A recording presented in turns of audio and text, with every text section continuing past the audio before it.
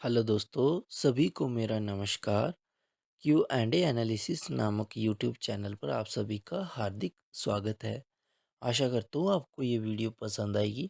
अगर वीडियो में दी गई जानकारी में कोई त्रुटि रह जाती है या फिर हमसे कोई सवाल पूछना हो तो वीडियो पे कमेंट ज़रूर करें। तो आइए शुरू करते हैं हम हमारी वीडियो। दोस्तों, इस वीडियो में जितने भी प्रश्न पूछे गए हैं वो सभी महाभारत से संबंधित है। तो आइए हम बढ़ते हैं हम हमारे पहले प्रश्न की ओर। पहला प्रश्न है, महाकाव्य महाभारत का युद्ध कब हुआ था? तो इस प्रश्न का पहला ऑप्शन है 1000 ईसा पूर्व, ऑप्शन बी 500 ईसा पूर्व, ऑप्शन सी 950 ईसा पूर्व या ऑप्शन डी 900 ईसा पूर्व। तो इस प्रश्न का सही आंसर है ऑप्शन सी 950 ईसा पूर्व। महाकाव्य महाभारत का जो युद्ध है वो 950 ईसा पूर्व में हुआ था। अगला प्रश्न है, महाभारत का युद्ध कहाँ हुआ था? तो इस प्रश्न का पहला ऑप्शन है Awadh, option B Ayodhya, option C Varanasi या ऑप्शन डी कुरुक्षेत्र। तो इस प्रश्न का सही आंसर है ऑप्शन डी कुरुक्षेत्र। महाभारत का युद्ध कुरुक्षेत्र में हुआ था। अगला प्रश्न है, महाभारत के रचयिता कौन है? महाभारत की रचना किसने की है? तो इस प्रश्न का पहला ऑप्शन है Tulsidas, option B Surdas, option C Vedvyas या ऑप्शन डी वाल्मीकि। तो इस प्रश्न का सही आंसर है ऑप्शन सी वेदव्यास। महाभारत की जो रचना है वो वेदव्यास जी ने की है। अगला प्रश्न है, महाभारत को अन्य किन किन नामों से जाना जाता है? तो इस प्रश्न का पहला ऑप्शन है शत सहस्त्री संहिता, ऑप्शन बी चतुर्विंशति सहस्त्री, ऑप्शन सी जय संहिता या ऑप्शन डी उपरोक्त सभी।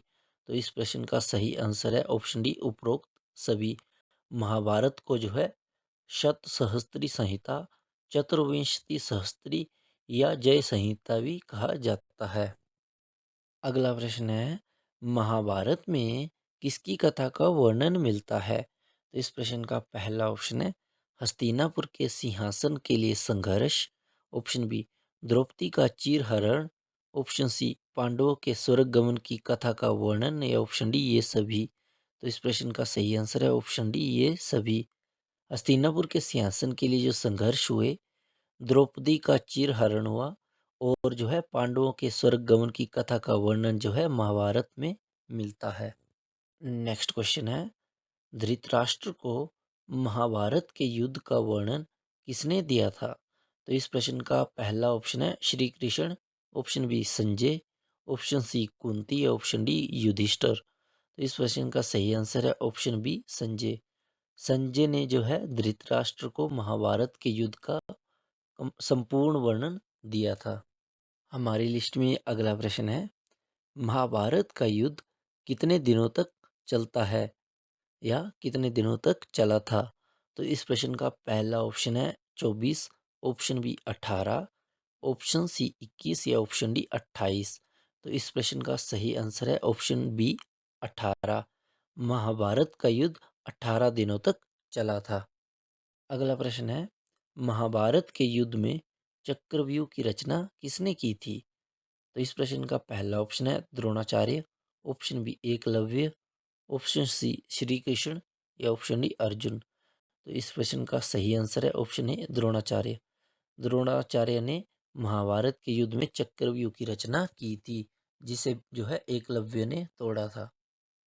अगला प्रश्न है, महाभारत में कितने श्लोक हैं? तो इस प्रश्न का पहला ऑप्शन है 1000, option B 10,000, option C 1 lakh या ऑप्शन डी 10 लाख। तो इस प्रश्न का सही आंसर है ऑप्शन बी 10,000। महाभारत में जो है 10,000 श्लोक हैं। दोस्तों, हमारी लिस्ट में अगला प्रश्न है, महाभारत में कितने पर्व या खंड हैं? तो इस प्रश्न का पहला ऑप्शन है 12, ऑप्शन बी 18, ऑप्शन सी 16 या ऑप्शन डी 19। तो इस प्रश्न का सही आंसर है ऑप्शन बी 18। महाभारत में 18 पर्व या खंड हैं। तो ये 18 पर्व कौन कौन से हैं? तो ये हैं आदि पर्व, सभा पर्व, वन पर्व, विराट पर्व, उद्योग पर्व, भीष्म पर्व, द्रोण पर्व, आशोमेधिक पर्व, महाप्रस्थानिक पर्व, सौप्तिक पर्व, स्त्री पर्व, शांति पर्व, अनुशासन पर्व, मौसल पर्व, कर्ण पर्व, शल्य पर्व, स्वर्गारोहण पर्व तथा आश्रमवासिक पर्व। ये जो 18 जो पर्व हैं वो महाभारत के पर्व हैं। अगला प्रश्न है, द्रौपदी के चीरहरण का वर्णन महाभारत के किस पर्व में मिलता है? तो इस प्रश्न का पहला ऑप्शन है आदि पर्व, ऑप्शन बी सभा पर्व, ऑप्शन सी वन पर्व या ऑप्शन डी विराट पर्व। तो इस प्रश्न का सही आंसर है ऑप्शन बी सभा पर्व। द्रौपदी के चीरहरण का वर्णन जो है महाभारत के सभा पर्व में मिलता है। अगला प्रश्न है, महाभारत के 18 पर्वों में पहला पर्व कौन सा है? तो इस प्रश्न का पहला ऑप्शन है उद्योग पर्व, ऑप्शन बी भीष्म पर्व, ऑप्शन सी द्रोण पर्व या ऑप्शन डी आदि पर्व। तो इस प्रश्न का सही आंसर है ऑप्शन डी आदि पर्व। महाभारत के जो 18 पर्व है उनमें जो पहला पर्व है वो आदि पर्व है। अगला प्रश्न है, कौरवों और पांडवों के मध्य संघर्ष का मुख्य कारण क्या था? तो इस प्रश्न का पहला ऑप्शन है पांडव ईर्ष्यालु थे, ऑप्शन बी पांडवों का जुए में हार जाना, ऑप्शन सी पांडवों द्वारा संपूर्ण राज्य की मांग करना, ये ऑप्शन डी हस्तिनापुर का सिंहासन। तो इस प्रश्न का सही आंसर है ऑप्शन डी हस्तिनापुर का सिंहासन। कौरवों और पांडवों के मध्य जो संघर्ष का मुख्य कारण था वो हस्तिनापुर का सिंहासन था। अगला प्रश्न है, पांडव कितने वर्षों के लिए वन में वनवास के लिए गए थे? पांडव जो है कितने वर्षों के लिए वन में वनवास के लिए गए थे? तो इस प्रश्न का पहला ऑप्शन है 14, ऑप्शन बी 13, ऑप्शन सी 9 या ऑप्शन डी 11। तो इस प्रश्न का सही आंसर है ऑप्शन बी 13।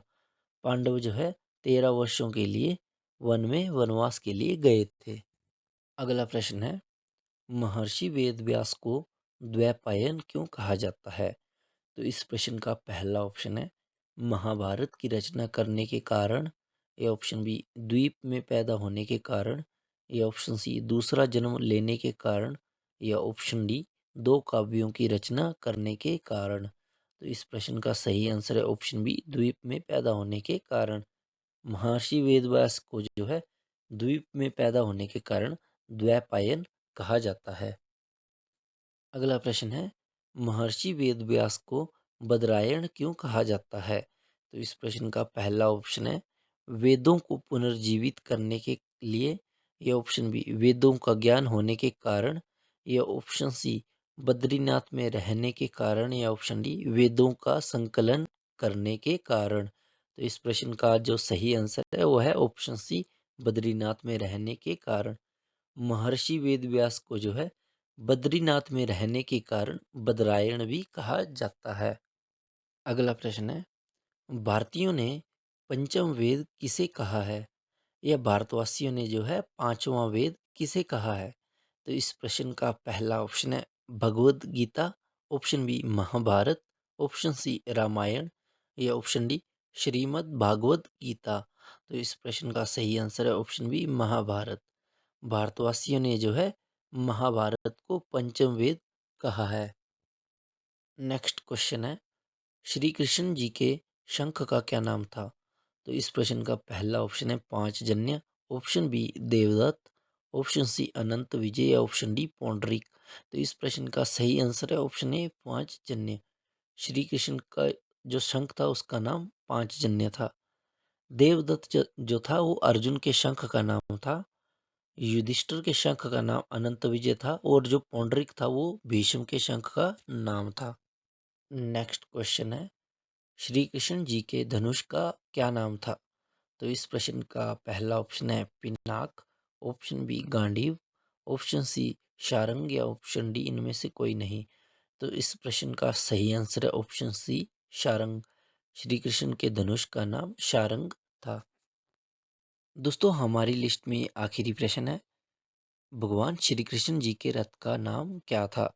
तो इस प्रश्न का पहला ऑप्शन है जैत्र, ऑप्शन बी गरुड़ ध्वज, ऑप्शन सी ताल ध्वज, या ऑप्शन डी ए और बी दोनों। तो इस प्रश्न का सही आंसर है ऑप्शन डी ए और बी दोनों। ए जैत्र और जो बी गरुड़ ध्वज दोनों जो हैं वो भगवान श्री कृष्ण जी के रथ के नाम हैं। दोस्तों हमारे साथ अंत तक बने रहने के लिए धन्यवाद। अगर आपको ये वीडियो पसंद आई हो तो वीडियो को लाइक ज़रूर करें।